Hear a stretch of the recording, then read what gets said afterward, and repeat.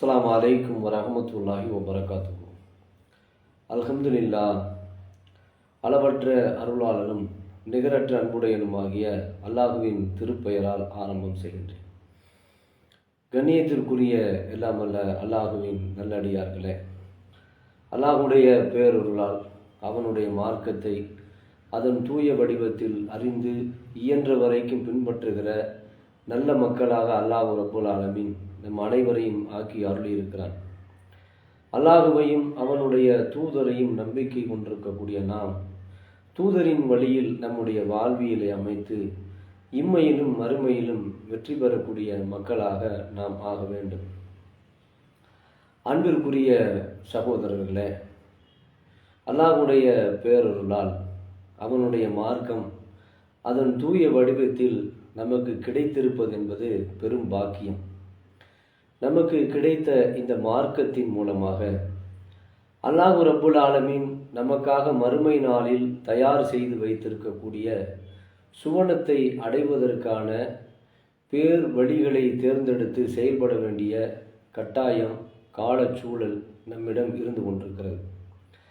பொதுவாக நாம் இந்த உலகத்தில் வாழுகிற பொழுது நெருக்கடிகளை கண்டு அஞ்சாமல் வாழ்வதற்கு, துன்பங்களை கண்டு உழன்று போகாமல் இருப்பதற்கு, இடர்பாடுகளை கண்டு பின்னோக்கி போகாமல் இருப்பதற்கு நாம் இறைவன் நமக்காக வைத்திருக்கக்கூடிய மறுமை நாளில் நமக்காக வைத்திருக்கக்கூடிய அந்த சொர்க்கத்தின் மீது ஆசைப்படக்கூடியவர்களாக இருக்க வேண்டும்.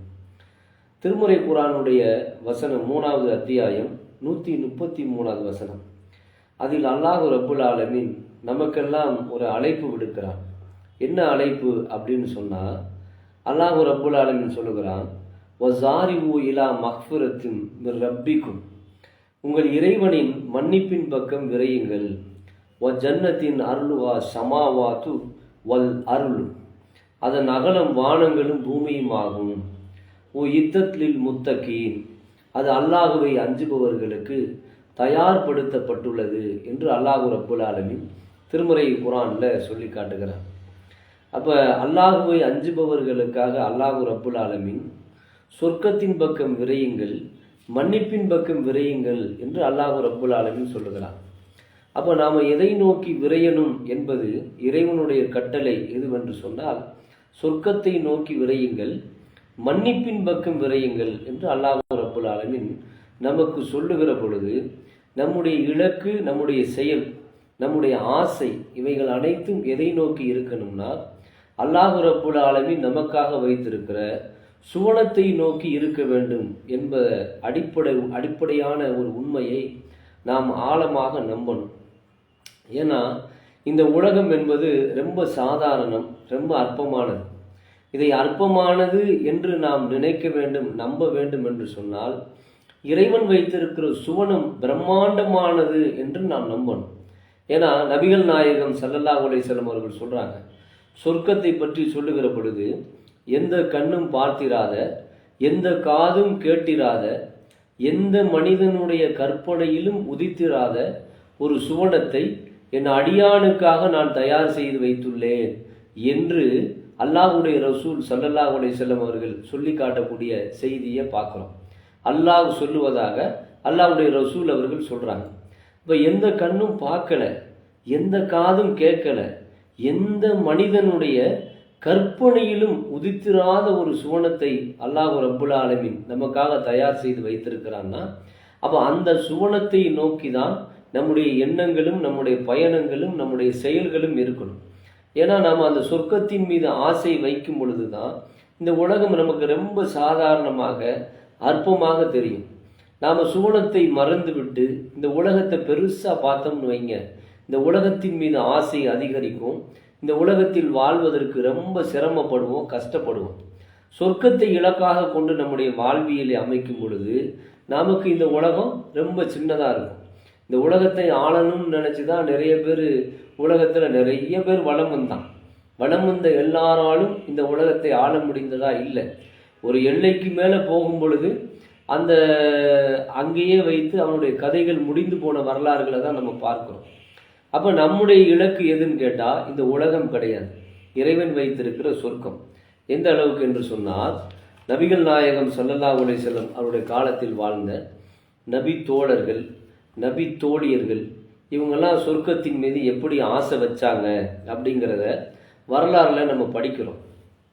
உதாரணத்துக்கு பத்ர் களத்தில் ஹாரிசா பின் சுராக்கா ரலியல்லாஹு அன்ஹு அப்படின்னு சொல்லக்கூடிய ஒரு நபித்தோழர், அவர் என்ன செய்கிறாருன்னா, அந்த போர்க்களத்தில் போர் செய்து கொண்டு இருக்கும்போது அவருக்கு தண்ணீர் தாகம் எடுக்குது.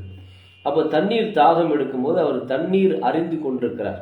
தண்ணீர் எடுத்து இப்படி குடிக்கும் பொழுது எதிராளி விடக்கூடிய ஒரு அம்பு அவருடைய குரல் வலையில் குத்தி கிழிச்சு வெளியே போயிடுது.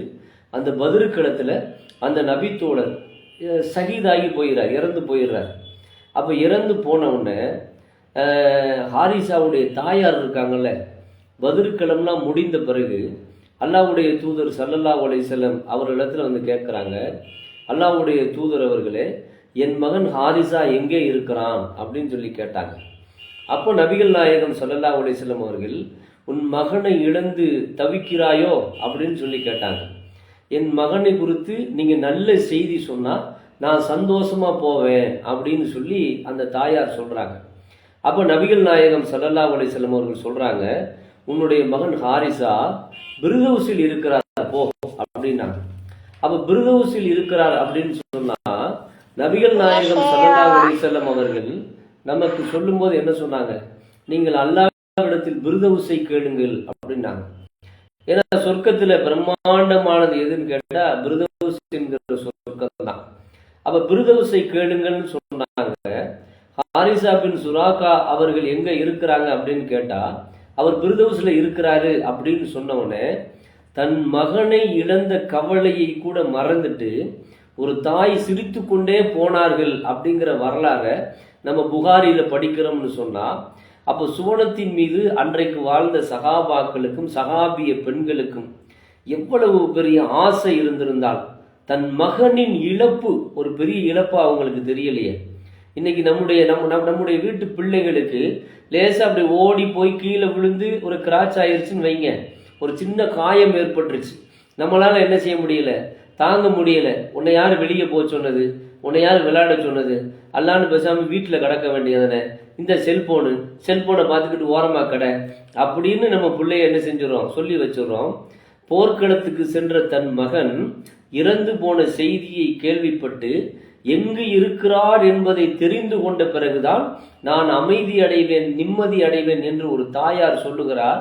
அவர் பிர்தௌஸில் இருக்கிறார் என்று சொன்ன பிறகு அந்த தாய் புன்மருவலோடு கிளம்பி சென்ற வரலாறு நம்ம படிக்கிறோம்னா, இழப்புக்கு பிறகு ஒரு பெண்மணிக்கு சிரிப்பு வருகிறது அப்படின்னு சொன்னா, சந்தோஷம் வருகிறது அப்படின்னா, தன் மகன் சேர வேண்டிய இடத்துல சேர்ந்துட்டான். தன்னுடைய மகன் எங்க இருக்கணும்னு நம்ம ஆசைப்பட்டோமோ அங்க என் மகன் இருக்கிறான் என்கிற அந்த பேர் ஆனந்தம். எப்படியாவது நம்ம புள்ள சொர்க்கத்துக்கு போயிடணும்னு நினைச்சு இன்னைக்கு நாம வளர்க்குறோம், பாடுபடுறோம். அந்த தாய் நினைச்சாங்க, என் புள்ள பிர்தௌஸில் இருக்கிறானா அல்ஹம்துலில்லாஹ் அப்படின்னு போனாங்கன்னா, அப்போ அந்த அந்த அன்றைக்கு வாழ்ந்த அந்த சகாபிய பெண்கள் சகாபாக்கள் அவர்களுக்கு இருந்த அந்த சொர்க்கத்தின் மீது இருக்கிற அந்த ஆசை நமக்கு இன்னைக்கு இருந்துச்சுன்னு சொன்னா, நம்ம எதிராளிகள் ஆட்டுவிக்க முடியுமா, நம்மை அச்சுறுத்த முடியுமா, நம்மை பயமுறுத்த முடியுமா? இந்த உலகத்தின் மோகமும் இந்த உலகத்தின் மீது உள்ள ஆசையும் தான் நம்முடைய உள்ளத்தில் பயத்தை ஏற்படுத்தி இருக்கிறது. பயம்னா சாதாரண பயம் இல்லை, வாழ்வோமா சாவோமா என்கிற பயத்தை ஏற்படுத்தி இருக்கிறது. இந்த பயம் நமக்கு முன்பாக நிற்குமேயானால் நம்முடைய உரிமைகளை கோர முடியுமா, நம்முடைய இழந்ததை பெற முடியுமா, நம்முடைய சந்ததிகளை சரியான வழிமுறையில் வளர்க்க முடியுமா, இறை அச்சத்தோடு உருவாக்க முடியுமா, அல்லாஹ்வுடைய மார்க்கத்தை மேலோங்க செய்ய முடியுமா? இது எல்லாம் செய்ய முடியாமல் இருக்கிறதுக்கு காரணம் என்னன்னா, இந்த உலகத்தின் மீது உள்ள ஆசை, உலகத்தின் மீது உள்ள அந்த பயம், அதுதான் நம்மளை இப்படி வாழ செய்யுது. மறுமையின் மீது சொர்க்கத்தின் மீது நமக்கு ஆசை இருந்துச்சுன்னா இந்த உலகம் நமக்கு ரொம்ப பெருசா தெரியுமா? ரொம்ப சாதாரணமா தெரியும். பாருங்க, நபிகள் நாயகம் ஸல்லல்லாஹு அலைஹி வஸல்லம் காலத்துல அல்லாஹ்வுடைய ரசூல் அவர்கள் ஒரு சபையில் அப்படி அமர்ந்திருக்கிறாங்க. அப்படி அமர்ந்திருக்கும் போது நபிகள் நாயகம் ஸல்லல்லாஹு அலைஹி வஸல்லம் அவங்க சொல்றாங்க, என்ன சொல்றாங்கன்னா, என்னுடைய உம்மத்துல 70,000 பேர் கேள்வி கணக்கின்றி சுவனம் செல்வார்கள் அப்படின்னு சொல்றாங்க. என்னுடைய உம்மத்துல 70,000 பேர் கேள்வி கணக்கின்றி சுவனம் போவார்கள் அப்படின்னு சொல்லி அல்லாஹ்வுடைய ரசூல் அவர்கள் சொல்றாங்க. சொன்ன உடனேயே அந்த சபையில் இருந்த உகாசா ரலியல்லாஹு அன்ஹு அப்படின்னு சொல்லக்கூடிய நபித்தோழர் அவருடைய தோல்ல என்ன செய்யறாருன்னா ஒரு கருப்பு கோடு போட்ட ஒரு போர்வை ஒன்று போட்டிருக்கிறார். ரசூல் ஸல்லல்லாஹு அலைஹி வஸல்லம் அவங்க சொன்ன மாத்திரத்துல அந்த போர்வை துண்டு அப்படி உயர்த்தி பிடித்து, அல்லாஹ்வுடைய தூதரே, அதில் நானும் ஒருவனாக இருக்க வேண்டும் அப்படின்னு சொல்றார். ரசூல்லா சொன்ன வார்த்தை என்ன? என்னுடைய உம்மத்துல 70,000 பேர் கேள்வி கணக்கின்றி சுவனம் செல்வார்கள் அப்படின்னு சொன்ன உடனேயே தன் தோளில் வெறும் கையை மட்டும் உயர்த்தினா கூட தெரியாம போயிருமோ அப்படின்னு சொல்லி தன் தோளில் இருக்கிற அந்த போர்வையை உயர்த்தி அப்படி பிடித்து, அல்லாஹ்வுடைய தூதர் அவர்களே, அதில் நானும் ஒருவனாக இருக்க வேண்டும் என்று அவர்கள் அப்படி கையை ஒசத்தின உடனே நபிகள் நாயகம் ஸல்லல்லாஹு அலைஹி வஸல்லம் அவர்கள் சொன்னார்கள், அதில் நீரும் ஒருவர் தான் அப்படின்னு சொன்னாங்க. சொன்ன உடனேயே அந்த சபையில அந்த கூட்டத்துல அந்த பக்கம் உட்கார்ந்திருந்த ஒரு அன்சாரி தோழர், ஆகா உக்காசா முந்தி கொண்டாரே என்று சொல்லி ஒரு அன்சாரி தோழர் எந்திரித்து, அல்லாஹ்வுடைய தூதரவர்களே, அப்ப நான் அப்படின்னார். அப்போ அல்லாஹ்வுடைய ரசூல் அவர்கள் சொன்னார்கள், உகாசா முந்தி கொண்டார் அப்படின்னு சொன்னாங்க. அப்ப எவ்வளவு பெரிய ஆசை! 70,000 பேர் கேள்வி கணக்கின்றி சுவனம் போவாங்க அப்படின்னு சொன்ன உடனேயே அந்த சொர்க்கத்தை அடையணும் அப்படிங்கிறதுக்காண்டி உகாசா ரலியல்லாஹு அவர்கள் போர்வையை உயர்த்தி கையை தூக்குனாருன்னு சொன்னா அவர்களுக்கெல்லாம் இந்த உலகத்தின் மீது கொஞ்சமாவது ஆசையும் பற்றும் இருந்திருந்தா அந்த செய்தியை வெறும் அறிவிப்பா தானே பார்த்திருப்பாங்க. சகாபாக்கள் வெறும் அறிவிப்பா பார்த்தாங்களா? அல்லாஹ்வுடைய ரசூலிடத்திலிருந்து வருகிற செய்தியை வகையாக பார்த்தார்கள், அல்லாஹ்வுடைய சொல்லாக பார்த்தார்கள். ஆகா, இது நல்ல ஒரு வாய்ப்பு. கேள்வி கணக்கின்றி சொர்க்கம் போனோம்னா அந்த மறுமை நாளுடைய விசாரணை என்பது சாதாரணமானதா? ஒவ்வொரு மனிதனும் அந்த மகசர் மைதானத்தில் நிற்கும் போது ஒவ்வொரு மனிதனுடைய தலைக்கு மேலாக சூரியன் நின்று கொண்டிருக்குமே. ஒவ்வொரு மனிதன் தான் செய்த பாவத்துக்கு ஏற்ப வியர்வையில் மூழ்கி கொண்டு இருப்பானே. அந்த நாளில் கேள்வி கணக்கு நடக்கும்ல. அந்த விசாரணை நாள் இல்லாம ஒரு 70,000 பேர் சொர்க்கம் போவாங்க அப்படின்னு சொன்னா, அப்ப அதன் மீது உள்ள ஆசை, அந்த பற்று, அந்த பிரியம் அவர்களை உலகத்தை நேசிக்கவே செய்யல, மறுமையை நேசிக்க செஞ்சிச்சு, அல்லாஹ்வுடைய சொர்க்கத்தை நேசிக்க செஞ்சிச்சு. ஏன்?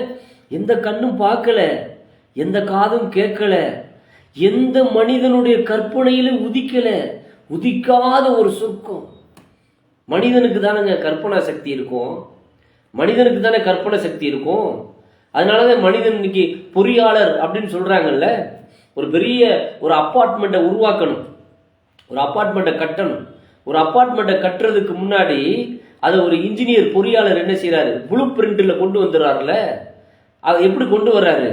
இப்படித்தான் அந்த அப்பார்ட்மெண்ட் இருக்கணும் அப்படிங்கிறத ப்ளூ பிரிண்ட்ல கொண்டு வர்றாருன்னா அவருடைய கற்பனை, அவருடைய அறிவு அந்த படத்தை அப்படியே கொண்டு வந்துருது. அதை அப்படியே பிரிண்ட் அவுட் பண்ணாருன்னு வைங்க, அந்த படத்தை அப்படியே வரைஞ்சி வெளியில போர்டில் வச்சிருவார். இடம் காலியா இருக்கும், ஆனா போர்டில் வரைஞ்சி வச்சிருவார். மனிதனுக்கு அவ்வளவு பெரிய கற்பனை சக்தி இருக்கிறது. அந்த கற்பனையில கூட உதிக்காத ஒரு சொர்க்கத்தை நான் வச்சிருக்கேன்னு சொன்னானா, அப்ப அந்த சொர்க்கத்தின் மீது எவ்வளவு ஆசை நமக்கு இருக்கணும், அதன் மீது எவ்வளவு பாசம் நேசம் இருக்கணும். பாருங்க, ரசூல் ஸல்லல்லாஹு அலைஹி வஸல்லம் காலத்துல ஒரு பெண்மணி, நிறைய பயான்ல இந்த செய்தியை கேட்டிருப்போம். ஒரு பெண்மணி என்ன செய்யறாங்கன்னு கேட்டா, அல்லாஹ்வுடைய தூதர் ஸல்லல்லாஹு அலைஹி வஸல்லம் அவங்கள்ட்ட வர்றாங்க. வந்து என்ன செய்யறாங்கன்னா, அல்லாஹ்வுடைய தூதர் அவர்களே, எனக்கு காக்கா வலிப்பு நோய் இருக்கிறது அப்படிங்கிறாங்க. காக்கா வலிப்பு நோய் இருக்கிறது அப்படிங்கிறாங்க, அல்லது வலிப்பு நோய் இருக்கிறது அப்படிங்கிறாங்க. நம்ம ஊர்ல தான் அதை என்ன சொல்லுவாங்க? காக்கா வலிப்பு அப்படிம்பாங்க. அது ஒரு கொடூரமான நோய், அது சகிக்கவே முடியாது. அந்த நோயை பார்த்தோம்னு வைங்களேன், அது எதிராளிகளுக்கு கூட, நம்ம யாரை எதிரின்னு நினைக்கிறோம்னு வைங்க, அவனுக்கு கூட வரக்கூடாதுன்னு சொல்லி நினைக்கிறது தான் அந்த வலிப்பு நோய். அப்போ அந்த வலிப்பு நோய் ஓட ஒரு பெண்மணி வந்து அல்லாஹ்வுடைய ரசூல் இடத்துல வந்து கேட்குறாங்க, எனக்கு வலிப்பு நோய் வருகிறது, அந்த நோய் குணமாக எனக்காக நீங்க என்ன செய்யுங்க, துவா செய்யுங்க அப்படின்னு சொல்லி சொல்றாங்க. சொன்ன உடனேயே அல்லாஹ்வுடைய தூதர் ஸல்லல்லாஹு அலைஹி வஸல்லம் அவங்க சொல்றாங்க, இந்த நோயை நீங்கள் பொறுத்து கொண்டால் உங்களுக்கு சுவனம் இருக்கிறது அப்படின்னாங்க. இந்த நோயை நீங்கள் பொறுத்து கொண்டால் உங்களுக்கு சுவனம் இருக்கிறது அப்படிம்பாங்க. உலகத்துல மனிதனுக்கு வேற என்னங்க வேணும்? நோயினுடைய பூரண குணம்தான் வேணும். ஒரு சின்ன நோய், ஒரு தலைவலியோ, ஒரு வயிற்று வலியோ, ஒரு காது வலியோ, ஒரு பல்லு வலியோ, எந்த வலி வந்தாலும் பாருங்க, மனுஷன் எந்த வலியாவது மனிதனால் தாங்க முடியுதா? பல்லு வலி வந்துருச்சுன்னு வைங்க, அம்மாடி என்ன வேணாலும் தாங்கிடலாம், இந்த பல்லு வலியை மட்டும் தாங்க முடியாது அப்படிமா. கண்ணு வலி வந்துருச்சுன்னா தாங்கிடுவானா? கண்ணுல வலி வந்துட்டா என்ன செய்வான்? அம்மாடி இந்த கண்ணு வலி மட்டும் வரவே கூடாது அப்படிமா. தலைவலி ஒருத்தனுக்கு வந்துருச்சுன்னு வைங்க, அப்பா மண்டையே வெடிக்குது அப்படிமா. காது வலி வந்துருச்சுன்னு வைங்க, காது வலியை தாங்க முடியல அப்படிமா.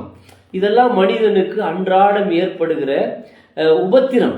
இது மனிதனுடைய உடலில் ஏற்படக்கூடிய சின்ன சின்ன துன்பங்கள், கஷ்டங்கள். ஆனால் வலிப்புன்னு ஒரு நோய் இருக்கு பார்த்தீங்களா? அந்த நோயை பார்த்தோம்னா சகிக்கவே முடியாது. அப்படி நடந்து போவாங்க, நடந்து போகும்போது திடீர்னு வந்துடும். பார்க்க ஆள் இருக்காது, கேட்க ஆள் இருக்காது. பட்டார்னு ரோட்டில் விழுந்து அந்த கையும் காலும் அப்படி சரட்டுன்னு பிடிச்சி இழுக்கும் பொழுது அந்த ரோட்டில் கையையும் காலையும் தேய்ச்சி அந்த கிராச் ஆகி ரத்தம் வேற ஓடும். வாயிலிருந்து ஒரு பக்கம் எச்சி, நாக்கு தள்ளி எச்சி கொட்டிக்கிட்டே இருக்கும். அவ்வளோ கொடூரமான நோய். உடனே அவனுக்குள்ள இருக்க இரும்பு தளவாடங்களை எடுத்து கையில் இறுக பிடிச்சி கொடுத்தவன தான் அந்த நோய் அப்படி நிதானத்துக்கு வந்து கொஞ்ச நேரம் அந்த இடத்துல சாஞ்சு இருந்து உட்காந்து எந்திரிச்சு போகிற மாதிரி ஒரு கொடுமையான நோய், வலிப்பு நோய். அந்த நோயை பற்றி அந்த பெண்மணி சொன்னவொடனே, இதை பொறுத்து கொண்டா அல்லாஹ் உங்களுக்கு சொர்க்கம் தருவான் அப்படின்னு சொன்னவொடனே அவங்க நான் பொறுத்து கொள்கிறேன் அப்படின்னு சொல்கிறாங்க. எதற்காக அவ்வளோ பெரிய நோயை பொறுத்துக்கிறேன்னு அவங்க சொன்னாங்க? அல்லாஹ் சுவனம் தருவான் அப்படின்னு சொல்லிட்டா அதை விட பேரின்பம் வேற என்ன இருக்க முடியும்? சுவனத்துக்கு முன்னாடி இந்த நோய் ரொம்ப சாதாரணம் தானே. சுவனத்துக்கு முன்னாடி உசுரே சாதாரணம். நமக்கு இறைவன் கொடுத்துருக்க உசுறு இருக்குல்ல, இது அல்லாஹ்வுடைய பாதையில போச்சுன்னு வைங்க, ஷஹீத் ஆயிட்டோம்னு வைங்க, ஷஹீத் என்கிற அந்தஸ்து. சுவனத்துக்கு முன்பாக இந்த உயிர் ரொம்ப சாதாரணம். சகாபாக்கள் எதற்காக உயிரை கொடுத்தாங்க? இறைவன் வச்சிருக்க சொர்க்கத்துக்காண்டி தானே உயிரை கொடுத்தாங்க. அப்போ அந்த பெண்மணிகிட்ட இந்த நோயை நீங்கள் பொறுத்து கொண்டால் உங்களுக்கு சுவனம் இருக்கு அப்படின்னு சொன்னோடனே அவர்கள் பொறுத்து கொண்டார்கள். எதனால? இந்த சுவனத்தை நம்ம பெறப்போகிறோம் என்கிற ஒரு பேராவல், பேராசை. அப்படி போன பெண்மணி திரும்பி வந்து சொன்னாங்க, அல்லாஹ்வுடைய தூதர் அவர்களே, நான் இந்த நோயை பொறுத்து கொள்கிறேன். நான் இந்த வலிப்பு நோய் வரும் பொழுது என் ஆடை விலகுகிறது, அது விலகாம இருக்க துவா செய்யுங்க அப்படின்னாங்கன்னா, எவ்வளவு பெரிய இறை அச்சம், எவ்வளவு பெரிய தக்குவா, எவ்வளவு பெரிய இறை நம்பிக்கை. அல்லாஹ் அக்பர், அல்லாஹ் அக்பர்.